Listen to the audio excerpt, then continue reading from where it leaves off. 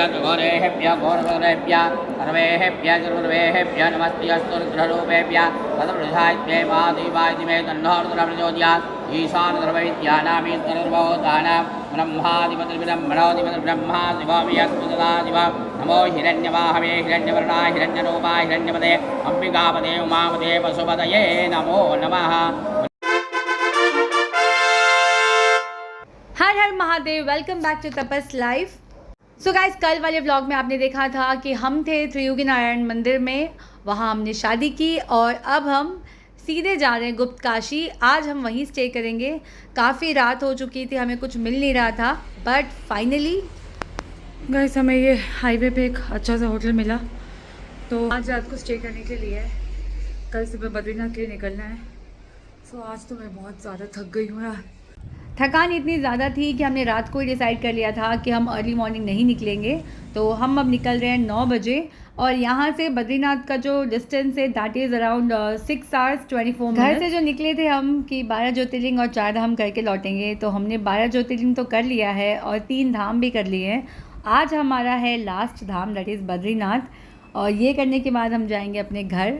तो एक्साइटमेंट तो है ही, साथ में थोड़े से इमोशनल हो रहे हैं कि बिकॉज़ ये 100 दिन का जर्नी हम बहुत ज़्यादा मिस करने वाले हैं।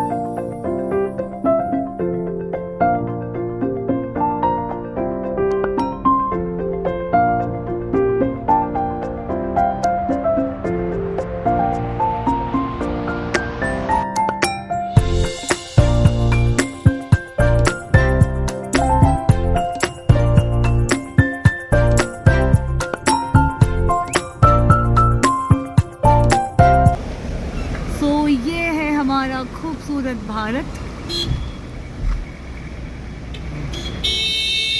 माना बद्रीनाथ गोविंद घाट, माना कि हम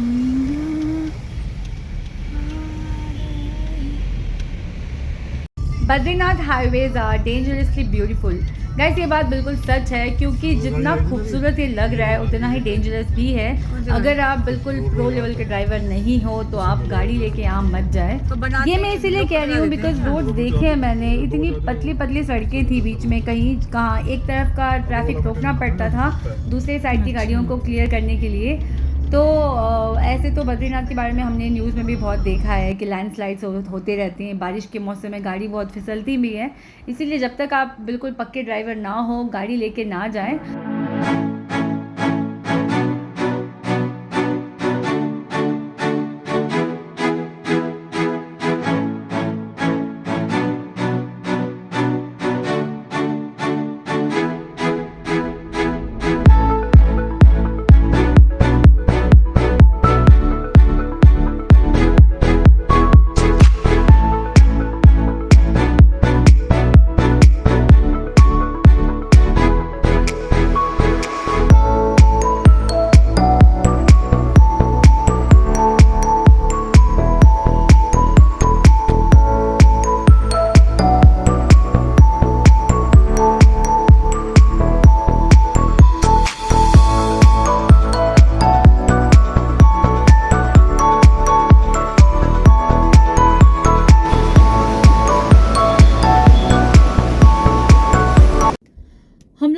उत्काशी से 9:30 निकले थे और हमें बद्रीनाथ पहुंचने में अभी 1 घंटा और बचा हुआ है और 7:30 हो चुका है।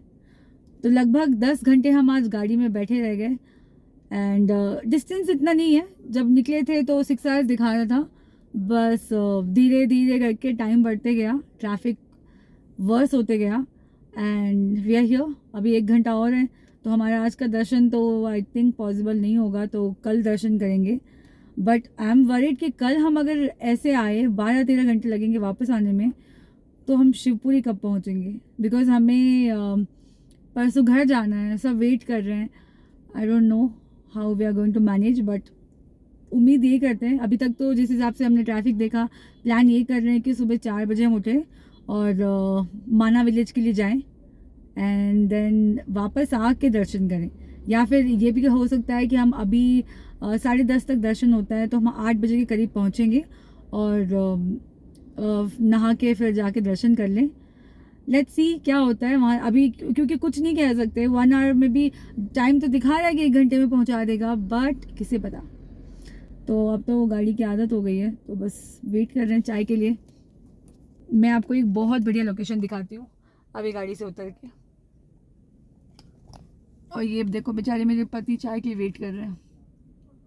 एक छोटा सा ब्रेक लेके हम निकले आगे।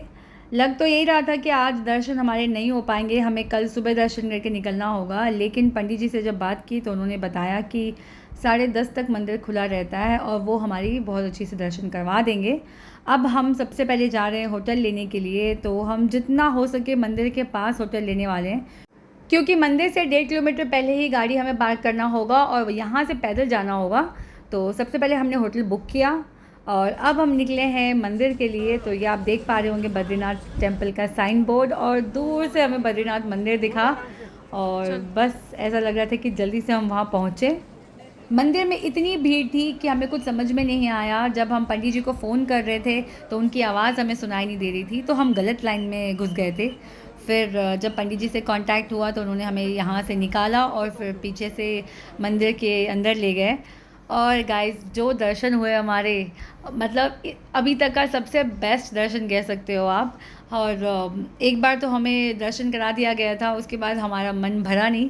फिर हमने उनसे रिक्वेस्ट किया कि हम शयन आरती भी देखना चाहते हैं। फिर इन्होंने हमें अंदर बिठाया गर्भगृह में और फिर हमने आधे घंटे का शयन आरती जो होता है हमने देखा। एंड बस भगवान से आई कांटेक्ट कर रहे थे एंड हमारे दोनों की आंखों से आंसू निकल रहे थे। गर्भगृह में मैं क्या फ़ील कर रही थी मैं कभी शायद किसी को बता भी नहीं पाऊँगी, बिकॉज़ वो फीलिंग मैं कभी एक्सप्रेस नहीं कर पाऊँगी। बहुत ही अच्छा लग रहा था, ऐसा लग रहा था भगवान बिल्कुल साक्षात सामने बैठे हुए हैं।